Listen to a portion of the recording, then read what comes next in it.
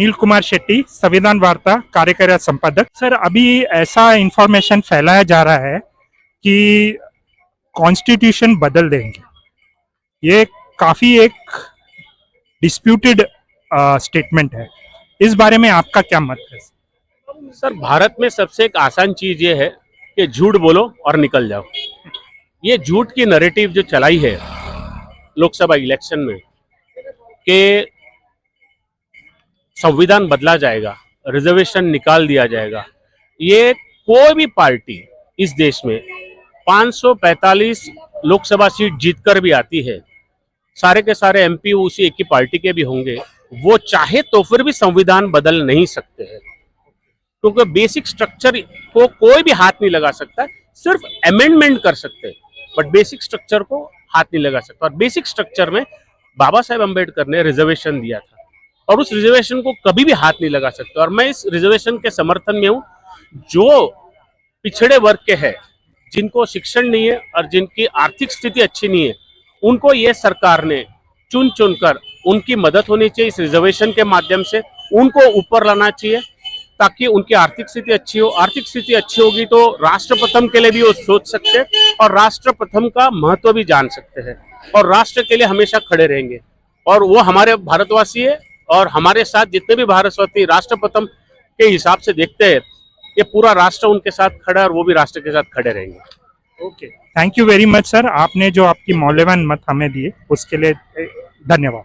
Thank you, धन्यवाद। संविधान कभी बदला जा ही नहीं सकता है और अगर संविधान बदलने की बात कर रहे हैं ना, तो संविधान 26 नवंबर 1949 को जब पारित हुआ था और लागू हुआ था 26 जनवरी 1950 को, तो 1950 से लेकर भी 2024 तक संविधान में 127 बार संशोधन किए जा चुके हैं। संविधान, इसको संविधान बदलना नहीं बोलते, संविधान को संशोधन करना बोलते। संविधान में बहुत सारी नई चीजें डाली जाती है, क्योंकि हम धीरे धीरे मॉडर्न होते जा रहे हैं, आगे हमारी टेक्नोलॉजी बढ़ती जा रही है, तो हम पुरानी चीजें लेकर नहीं बैठ सकते। चलो, संविधान है, अच्छी बात है, संविधान से पूरा देश चल रहा है, तो जो कुछ नई चीजें आ रही हैं तो हमको नई चीजें संविधान में संशोधन करनी पड़ेंगी। नहीं भाई, हम संविधान की इज्जत करते हैं क्योंकि हम हिंदुस्तान में रहते हैं, तो हमको हिंदुस्तान के हर कानून से चलना पड़ेगा। हम बाहर के लोग नहीं है जो इधर आए आतंकवाद मचाए। हम अपने देश की सुरक्षा करना जानते, हम अपने भारत देश के संविधान को जानते, हम संविधान से चलना जानते।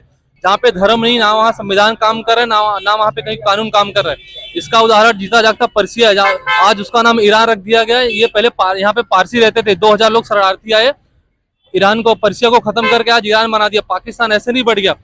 अरे ये गलत चीज है। अगर आपको कानून बनाना है, आपको देश चलाना है, तो देश को एक बराबर लेके चलना पड़ेगा। किसी के लिए अलग कानून, किसी के कानून अलग अलग नहीं बनाए जा सकते। कुछ किसी हमारे लिए 30 लागू करना जरूरी था, 1951, 1956 ये सब लागू जरूरी था। अगर देश को लेके चलना है तो सबको बराबर लेके चलना पड़ेगा। किसी के लिए अलग कोई स्पेशल कानून नहीं बनाना चाहिए। बोलते हो देश के हित में वोट करो, 100% वोट करो, घरों से निकल के वोट करो।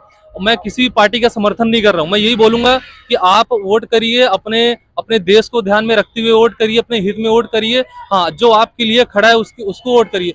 ऐसा कुछ नहीं है। संविधान कोई खिलवाड़ नहीं है कि हम कभी भी उसको निकाल के फेंक दिए। संविधान एक कानून से चलता है, संविधान सभी के मत से चलता है और संविधान जो भीमराव अंबेडकर साहब ने लिखे हैं उसको कोई चेंज नहीं कर सकता है। संविधान में हर तरह से पार्लियामेंट के अंदर हमारे जितने सांसद अपना पार्लियामेंटियां हैं उनके अनुसार देश हित में काम करते हैं और उसको जो भ्रम फैलाया जाता है ये गलत है।